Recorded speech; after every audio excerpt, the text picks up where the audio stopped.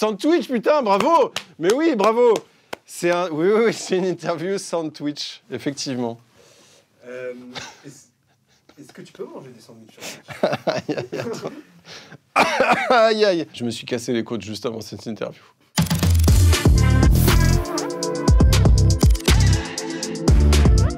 J'ai mangé un sandwich pour la première fois, je crois que j'avais 15-16 ans, pour faire comme les copains au collège, parce qu'à l'époque c'était un peu cool de manger des sandwichs. Et en fait ça m'a absolument rien fait, j'ai pas du tout senti le goût de thon crudité. Donc du coup je me suis dit bon, c'est pas pour moi. Et les années ont passé comme ça. Et après je m'y suis remis, mais il y a très récemment. Trop de sandwich tuerait le plaisir. Du coup, j'essaie de garder ça comme un petit événement. Donc, bon, là, c'est des grands discours. En vrai, j'en suis à 2 par semaine. Des fois, il y en a un peu plus. Attention, je veux juste bien être clair. Je mange pas des sandwichs, moi. Je fais pas partie des gens qui mangent des sandwichs. Moi, je mange des pâtes de fruits à l'huile de sandwich. Moi, je mange vraiment. On est sur le vrai verbe manger un sandwich. Alors que les autres sont en mode, oui, je mange du sandwich. Moi, je mange vraiment le sandwich. Donc c'est beaucoup plus fort, quoi. Pour moi, les meilleures pâtes de fruits à l'huile de sandwich viennent de Californie. C'est là où j'ai découvert ça. Et donc du coup, le sandwich est d'une puissance phénoménale. Et donc moi, j'ai commencé avec ça. Quand on veut faire un vrai voyage et qu'on veut faire une vraie randonnée, il faut prendre le GR20 de la Californie.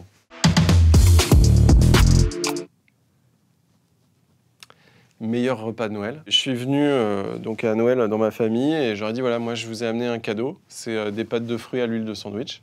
Il y a eu un petit silence et ma mère a dit ok. Et donc on a tous mangé de l'huile de sandwich et c'était un Noël assez épique et du coup on l'a refait. Et depuis dans ma famille c'est devenu un truc où de temps en temps on se fait une grosse tablée de pâtes de fruits à l'huile de sandwich. Ouais. Ah, bonne question Combini. J'avais tenté un Warzone, c'était une cata, c'est pas possible. J'étais l'éponge de la map, clairement. Les gens venaient s'essuyer sur moi. Je pense qu'il faut essayer des jeux d'escape game, des jeux de puzzle, etc. Peut-être qu'il y a un truc de genre, le cerveau est complètement fait pour défoncer les puzzles. Peut-être que c'est ça. Guillaume Canet, dans Recette Pompette. On a mangé un sandwich ensemble et c'est vrai que le reste de l'émission avait été très très compliqué. On a dû enlever beaucoup de choses au montage parce qu'il se passait plus rien, quoi. C'était lamentable. Je suis vraiment pour la ligue, j'arrive pas à le dire. Je suis pour. Après, je pense qu'il faut vraiment contrôler de ouf pour le coup pour les jeunes parce que ça déglingue vraiment des neurones quand on est adolescent. Par contre, quand on est adulte, mais tous les jours que Dieu fait, il faut manger des sandwichs. Les gens anxieux le seront moins, les gens malades souffriront moins, les gens qui s'emmerdent s'amuseront, les confinements, oh, ça sera une autoroute de plaisir. Je pense que ça peut être intéressant de partager un sandwich par écran interposé. C'est une très bonne proposition. Merci Combini.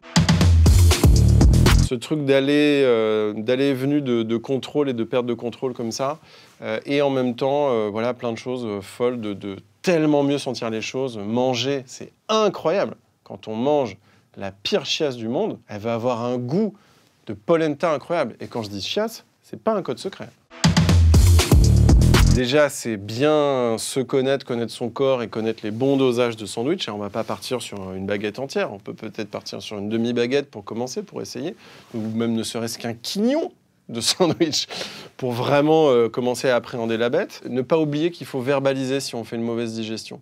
Il faut en parler à son entourage parce que plus on digère mal, plus on s'enferme dans ce truc-là.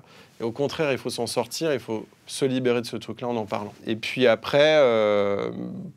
les mauvais côtés, qu'on soit beaucoup plus préventif auprès des adolescents, parce que c'est quand même dangereux, en vrai, le sandwich. Et puis voilà, c'est tout. Après, sinon, tout le reste, c'est vraiment une partie de plaisir. Prenez un couteau à beurre et faites-vous une tartine de plaisir avec ce sandwich. Combini.